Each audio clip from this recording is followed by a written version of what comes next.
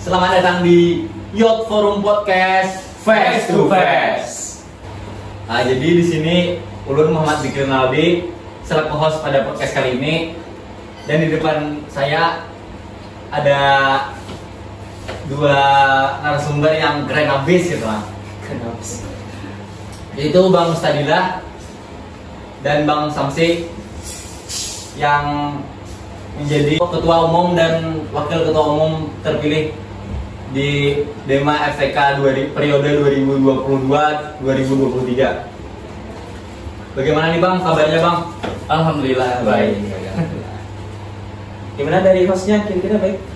Alhamdulillah baik juga. Alhamdulillah baik. Alhamdulillah. Oke. Bagaimana nih perasaan Buhun Pian Bang setelah pemilu ini Bang? Kalau berbicara perasaan ya, tentu ada senang, ada mungkin rada sedihnya juga. Karena memang hari ini setelah pemilihan, kemudian kita menjalani yang namanya puasa Ramadan kemarin kan, tentu ada berbagai macam hal yang perlu dipersiapkan dan direncanakan sedemikian rupa. Terlebih hari ini adalah awal berjalannya organisasi dan juga awal mulai perkuliahan ya setelah libur panjang kemarin. Tentu ada tantangan tadi, ada rasa senangnya.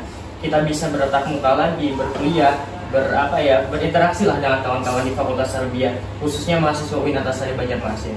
Jadi seperti itu, ada susahnya atau ada senangnya, itu banyak sekali ya senangnya, dan ada juga sedihnya, seperti itu.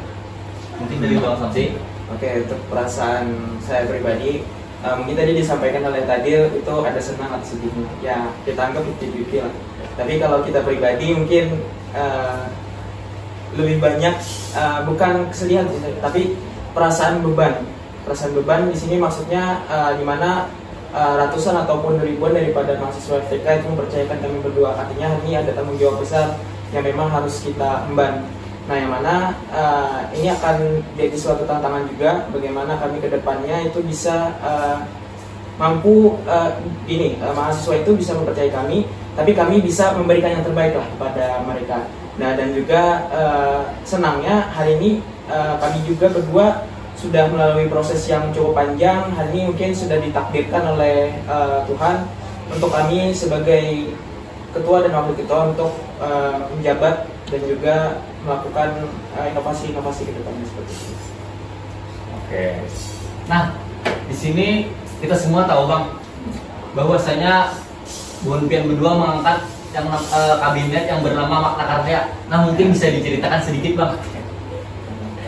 Oke, baik. Jadi memang nama Kabinet Makna Karya itu lahir dari berbagai macam latar belakang atau sebab.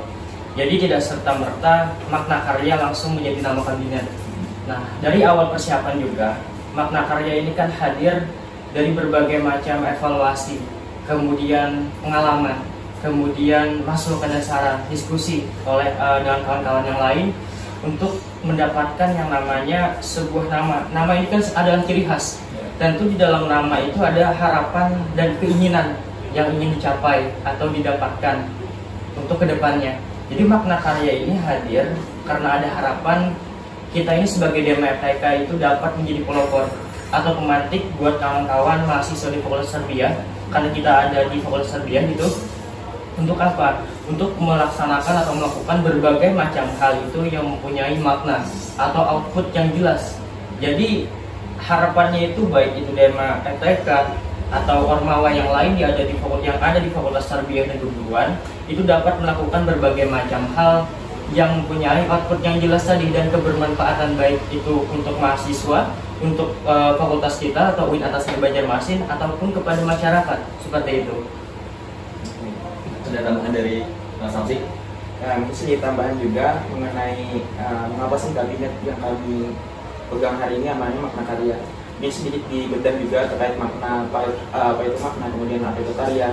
Yang mana untuk makna itu sendiri kan sesuatu yang kita lakukan itu punya esensi ataupun nilai positif. Nah, kemudian karya ini adalah suatu hasil pemikiran yang mana kita cantumkan sebagai hasil pemikiran kita dan menjadi sebuah gagasan. Yang mana dengan adanya karya-karya nantinya yang kami libatkan dengan seluruh mahasiswa itu dapat berkesan lah di hati kepada khususnya masyarakat Tarbiyah. Nah, mungkin seperti itu sebetulnya. Oke. Nah, di sini kami akan mengangkat tema sinergitas serta kolaboratif Dema Fakultas Tarbiyah dan Keguruan di era 4.0. Nah, di sini kita akan membahas yang poin pertama, Bang. Perihal visi dan misi penelitian. Nah, berapa hari, Bang, penelitian membentuk visi misi itu, Bang? Kalau boleh tahu, Bang. Oke, baik. Kalau berbicara kapan atau berapa lama membentuk sebuah visi dan juga misi tadi, sebelumnya pasti sebuah visi itu kan adalah tujuan secara umum atau hal yang menjadi dasar apa yang ingin kita capai ke depannya. Lalu muncullah sebuah misi untuk mencapai visi tadi. Nah, tentu kalau kita berbicara berapa waktu lamanya itu cukup lama, mungkin sekitar 1 bulan lebih ya. Karena kebetulan kami kemarin juga menjabat sebagai anggota di Dewan Eksekutif Mahasiswa pada periode sebelumnya. Tentu itu menjadi sebuah pembelajaran untuk muncullah sebuah visi dan misi tadi. Dan kemudian juga ada masukan dan saran, evaluasi dari kawan-kawan yang lain. Jadi untuk waktunya cukup lama dan tentu tidak hanya dari kami berdua. Ada kawan-kawan yang lain juga yang ikut membantu, baik itu dari tim kami atau orang-orang yang memang membantu kami dari awal persiapan sampai dengan akhirnya sampai di titik ini. Jadi seperti itu. Mungkin dari Samsi ada yang ingin ditambahkan. Oke, mungkin sebelum lanjut kita stop dulu lah. Ini baru diminum lah. Boleh, Bang. Oke, minum dulu, silakan minum. Minum. Ya. Oke. Mengenai berapa lama lah, yang kita tadi sedikit mungkin disampaikan juga sedikit dari analisis kami bagaimana evaluasi yang mungkin perlu kami perbaiki, kemudian apa aja yang menjadi kebutuhan mahasiswa, apa yang menjadi kebutuhan mahasiswa, itu yang kami rancang itu tidak dalam waktu singkat. Nah, kurang lebih itu hampir 1 bulan seperti itu dengan berbagai macam pertimbangan dan analisis seperti itu, agar memang kedepannya sesuai lah dengan dari mana tupoksi daripada dia itu sendiri. Mungkin seperti ini ya. Sebuah visi dan misi itu muncul atas ada latar belakangnya. Selain daripada tadi pengalaman kami yang ada di DMFK, kemudian adanya evaluasi, betul yang dikatakan oleh saudara Syamsi tadi bahwa memang sebuah visi dan misi ini ditujukan kepada apa sih yang hari ini menjadi kebutuhan dan kepentingan mahasiswa Fakultas Tarbiyah. Kemudian bagaimana hari ini kondisi Fakultas Tarbiyah itu sendiri, baik dari segi fasilitasnya, kemudian bagaimana hari ini pergerakan daripada mahasiswa. Banyak mahasiswa yang memerlukan berbagai macam hal yang tentu harus kita fasilitasi. Jadi itulah beberapa hal yang menjadi poin latar belakang terciptanya sebuah visi dan juga misi itu. Oke. Nah, di sini kan yang pernah ulun baca, Bang, di misi di penelitian meningkatkan integritas dan loyalitas kinerja pengurus Dema. Nah, itu bagaimana, Bang, caranya, Bang, meningkatkan loyalitas pengurus gitu, Bang? Ya, tentu sangat menarik ya kalau kita berbicara bagaimana meningkatkan atau mewujudkan sebuah integritas tadi dan juga loyalitas fungsionarisnya. Mungkin yang pertama dulu, Dema FTK itu bukan hanya milik fungsionaris di dalamnya atau orang-orang yang menjabat di dalamnya. Tidak seperti itu. Tapi Dema FTK itu hadir sebagai payung peneduh untuk meneduhi orang-orang atau komponen-komponen yang ada di Fakultas Tarbiyah itu sendiri. Nah, kemudian terkait bagaimana cara meningkatkan atau mewujudkan integritas dan juga loyalitasnya, tentu yang pertama kita harus memberikan sebuah pemahaman, orientasi yang jelas kepada kawan-kawan yang akan menjabat atau menjalankan amanah di Dema FTK. Kalau orang itu sudah tahu bagaimana orientasi ke depannya, Dema FTK ini akan dibawa seperti apa, tugas dan fungsinya seperti apa, tentu dia akan memiliki yang namanya sebuah kesadaran. Nah, kalau sudah memiliki yang namanya sebuah kesadaran, akhirnya dia akan mempunyai rasa memiliki Dema itu sendiri, dan muncullah yang namanya loyalitas. Tentu untuk PR kami berdua pun dan kawan-kawan inti nantinya memberikan sebuah rasa nyaman. Karena ketika orang sudah mendapatkan sebuah rasa nyaman di tempat itu atau di organisasi apapun ya, kalau sudah mendapatkan rasa nyaman, tentu dia akan tidak segan menyumbangsihkan baik itu pikiran, materi, dan lain sebagainya. Tapi berbeda ketika orang sudah tidak senang berada di organisasi itu, maka tentu saja akan berkemungkinan dia tidak aktif atau menghilang daripada peradaban itu. Ya seperti itu ya secara singkatnya. minum bang. Oke, terima kasih. Iya. Oke. Mungkin dari bang Santi. Oke, mesti menambahkan juga terkait bagaimana sih kami mencoba meningkatkan loyalitas dan integritas khususnya pengurus DMFTK. Yang mana hari ini kami juga hadir atas dasar tiga nilai atau budaya yang kami tunjukkan nantinya untuk ke seluruh pengurus khususnya. Yang pertama itu ada hormati, kemudian ada empati, sama apresiasi. Nah, yang mana dengan 3 poin ini kami berharap kepada khususnya fungsionaris nantinya akan sedikit menstimulus lah bagaimana nantinya kawan-kawan fungsionaris itu bisa mempunyai loyalitas yang tinggi, kemudian integritas yang tinggi juga, dan harapannya dapat membantu kinerja kedepannya DMFTK seperti itu. Kalau terkait budaya ya tadi ya, ada 3 budaya yang disampaikan oleh saudara Syamsi, itu benar bahwa memang hari ini DMFTK itu berharap dengan adanya 3 budaya organisasi yang dicantumkan di dalam. Jadi kemarin ada grand design. Nah, di sana berbagai macam hal termuat. Salah satunya ada budaya organisasi yang ingin kami perkenalkan dan insya Allah kita wujudkan sama-sama, seperti empati, kemudian hormati dan apresiasi. Nah, itu maksudnya adalah bagaimana hari ini kita dapat menghargai orang lain, baik itu sesama fungsionaris, sesama orang-orang organisatoris, ataupun kepada mahasiswa. Jadi budaya inilah yang memang juga kami harapkan bisa terlaksana ke depannya. Jadi seperti itu. Kemudian bagaimana tadi kembali ya sedikit menambahkan bagaimana mewujudkan integritas dan loyalitas anggota. Itu hari ini kita harus memulai dari diri sendiri. Hari ini kan kami dipercayakan dan diberikan amanah oleh kawan-kawan di Fakultas Tarbiyah untuk menjabat sebagai ketua dan wakil ketua umum. Maka hari ini kita harus memberikan yang namanya percontohan yang baik. Kalau kita ingin berintegritas, anggota kita ini ingin berintegritas, maka diri kita harus berintegritas juga. Dimulai dengan datang tepat waktu, disiplin, amanah, kemudian tidak suka bohong misalnya, terus menjalankan apa yang diperintahkan atau yang diamanatkan kepada kita dengan sebaik mungkin. Nah, itu kan ada beberapa hal yang memang menjadi percontohan yang baik terhadap orang lain. Akhirnya, kalau kita sudah mencontohkan, maka orang lain pun akan termotivasi mengikutinya. Beda halnya kalau kita tidak mencontohkan, seperti itu. Mungkin bisa di-spill bang apa-apa bidang yang ada di DMFTK bang. Ya, mungkin dari Sanksi dulu deh. Oke. Jadi untuk DMFTK tahun ini kurang lebih sekitar 8 bidang. Nah, jadi yang pertama itu ada bidang PSDM, kemudian penelitian dan pengembangan, kemudian ada KWUK yaitu kewirausahaan dan kerjasama. Nah, selanjutnya ada Huminfo, hubungan masyarakat dan informasi. Kemudian ada Sosial dan keagamaan. Selanjutnya ada juga bidang Pora. Ya, olahraga dan olahraga. Selanjutnya ada seni dan budaya. Nah, dan yang terakhir itu ada bidang advokasi ya. Jadi total ada 8 bidang. Oke bang. Nah, mungkin dari apa namanya, dari bidang-bidang tersebut ada memiliki program kerja unggulannya bang. Nah bang, mungkin bisa di-spill nih bang, program kerja unggulan untuk tahun ini apa aja nih bang? Oke, izin jawab ya. Jadi ada 5 program kerja yang unggulan yang memang kami inovasikan untuk tahun ini. Jadi yang pertama itu ada Pamungkarbiyah yang kedepannya nanti akan dihandle oleh bidang seni dan budaya. Kemudian selanjutnya ada Influencer and Entrepreneur Class. Nah, jadi itu nanti bakal dihandle oleh bidang kewirausahaan dan kemitraan kerjasama.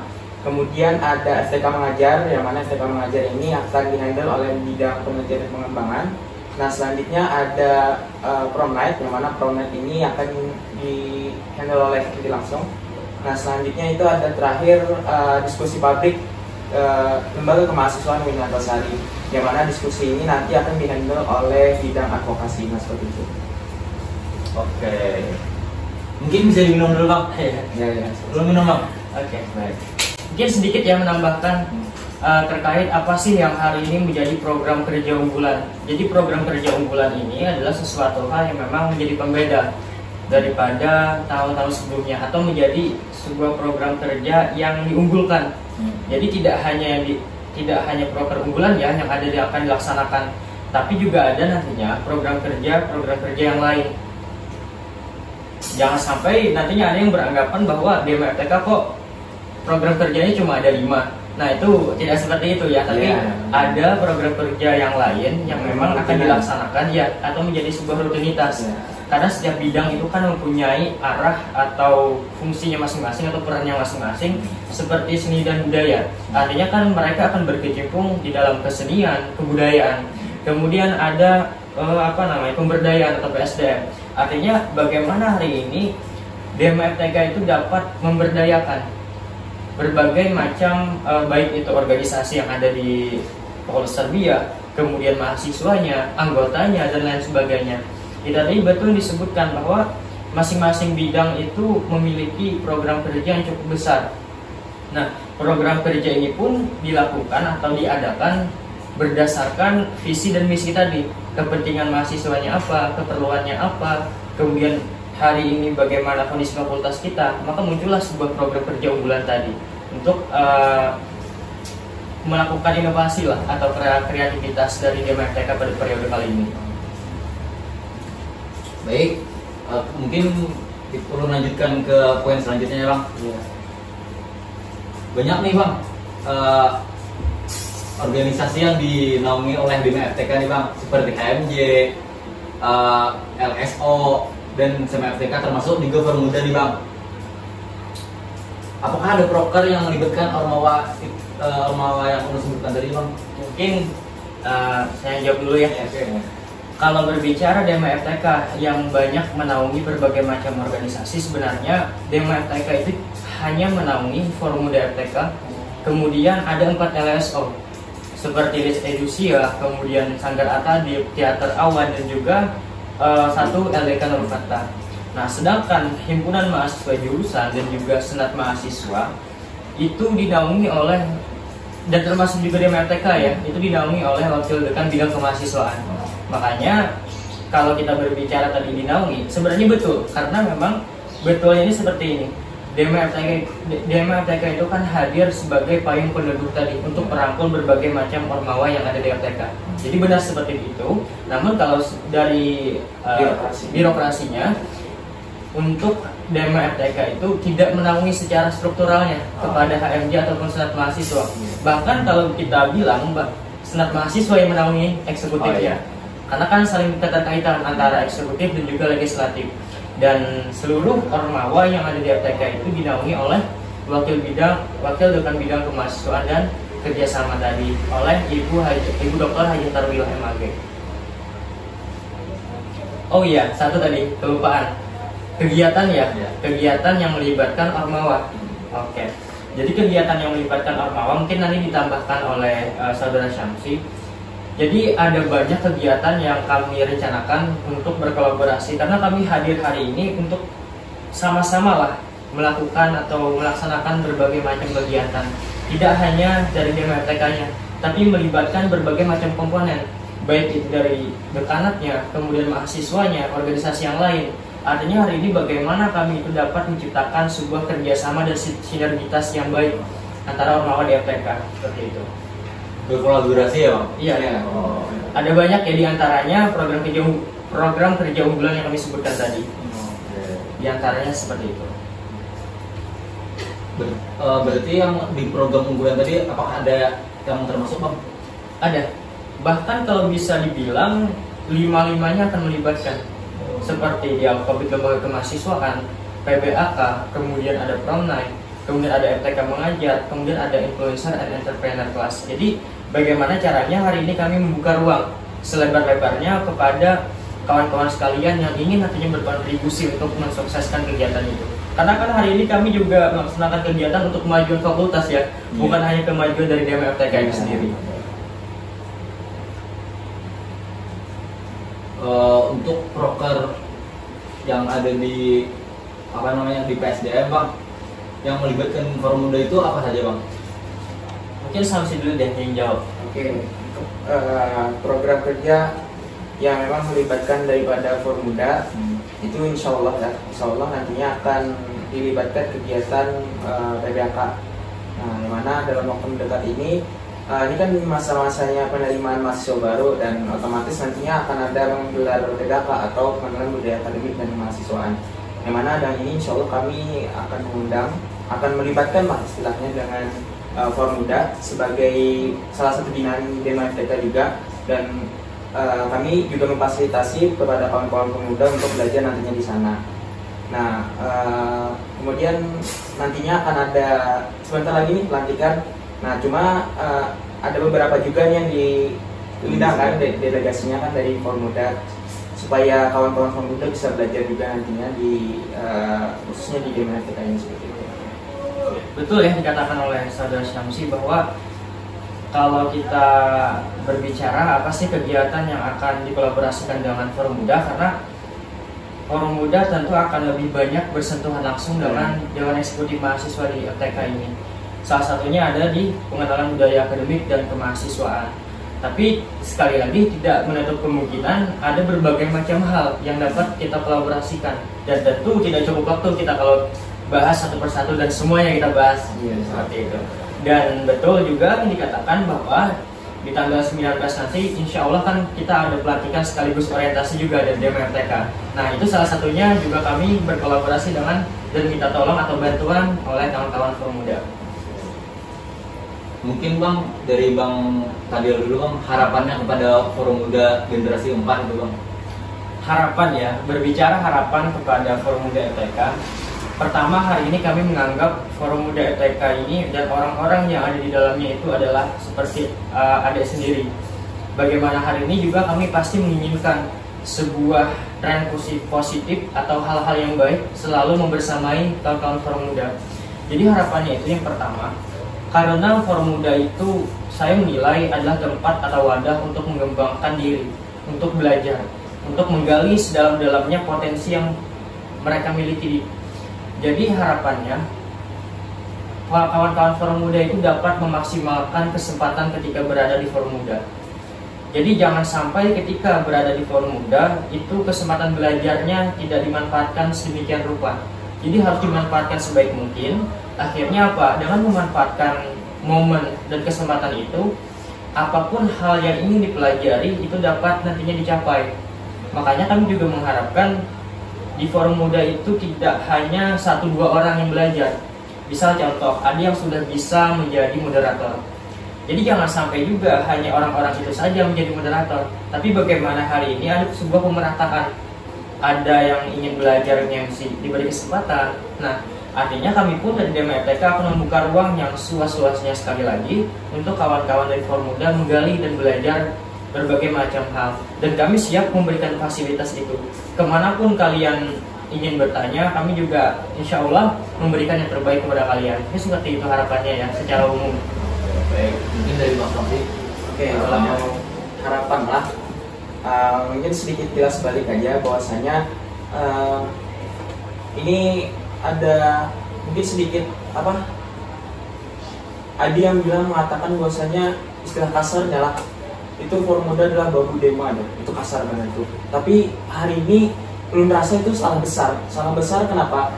Hari ini kawan-kawan Formuda itu harusnya bersyukur karena kawan-kawan hari ini punya golden ticket untuk belajar dengan kawan-kawan, ya belajar langsung lah dengan kawan-kawan Dema FTK dibanding dengan kawan-kawan yang lain. Kawan-kawan Formuda itu bisa mengamati secara langsung bagaimana Dema berkegiatan, atau bahkan Formuda sekalipun bisa ikut andil dalam kegiatan Dema itu. Nah, artinya jangan kawan-kawan hari menganggap remeh tempat kewadahan kawan-kawan hari.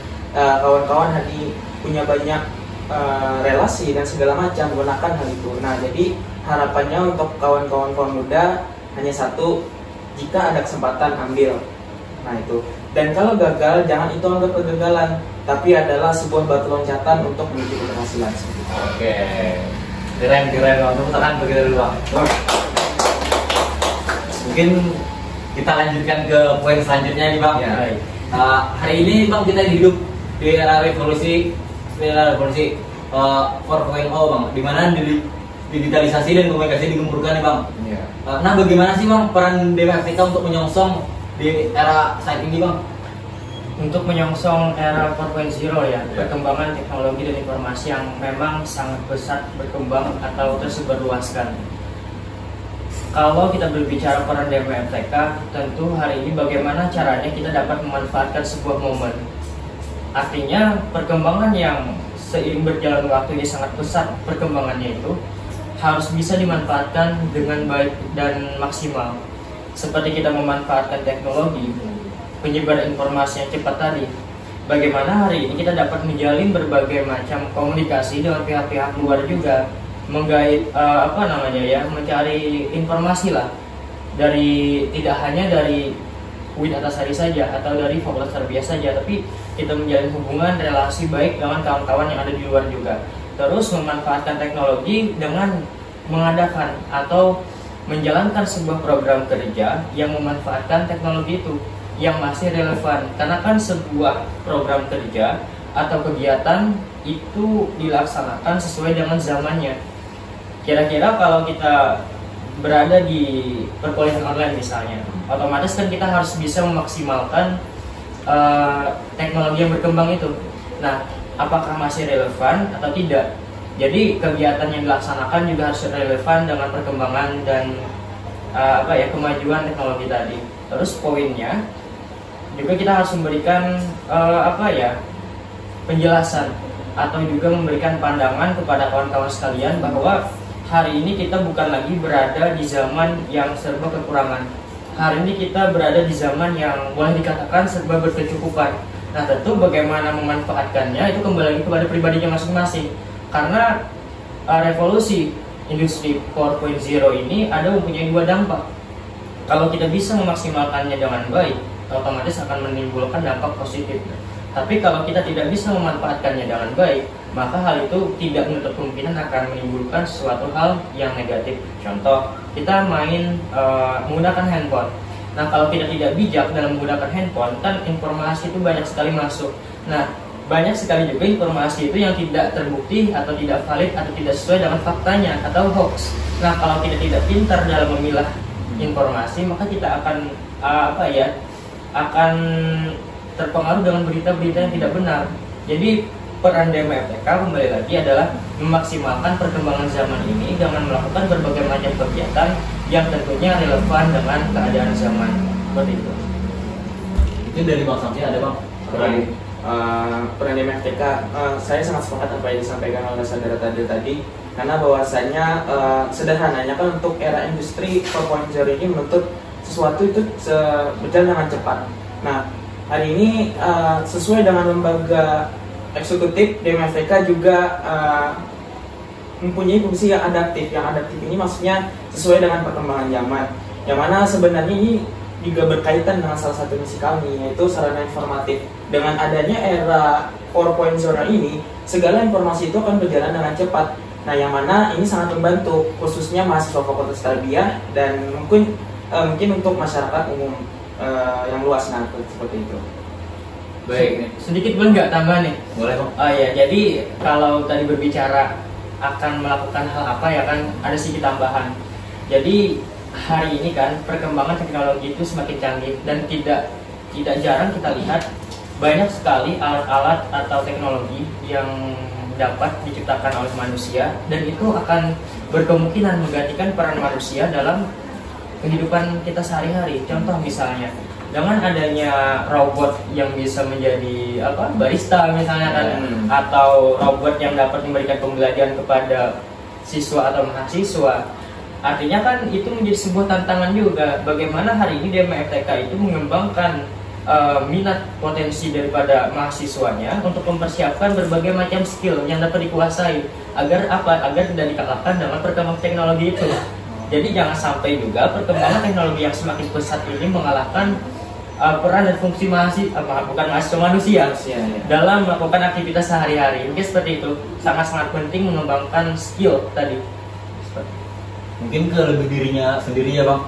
Iya, kepada pribadinya masing-masing. Seperti guru kan harus mempunyai keterampilan, kemudian juga pengusaha misalnya harus memiliki keterampilan yang memang mumpuni dalam bidangnya masing-masing.